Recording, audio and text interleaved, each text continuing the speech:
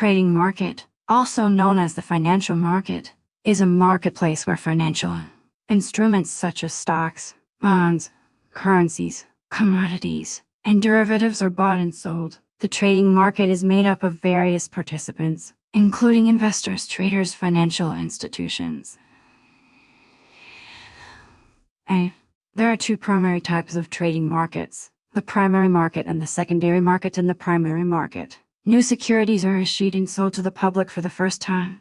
The proceeds from these sales go directly to the issuing company. In the secondary market, previously issued securities are bought and sold among investors, with the proceeds going to the investor who sells the security. The trading market is a crucial component of the global economy, as it allows companies to raise capital, investors to earn returns on their investments, and institutions to manage their risk exposure. Trading markets can also be used for speculation, as traders may seek to profit from short-term price movements in financial instruments. However, trading in financial markets can also involve risks, and it is important to have a solid understanding of the risks.